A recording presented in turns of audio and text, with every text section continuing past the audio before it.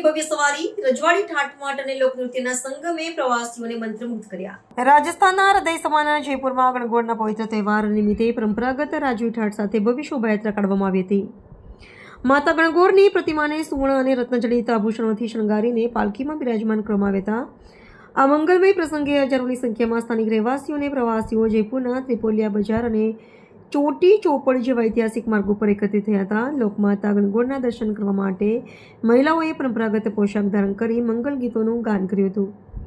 આ શોભાયાત્રામાં રાજસ્થાનની લોક સંસ્કૃતિના વિવિધ પાસાઓ જેવા કે કચ્છી ઘોડી નૃત્ય, કાલબેલિયા પ્રદર્શન અને લોક સંગીતના સુરોએ વાતાવરણને જીવંત બનાવ્યું હતું।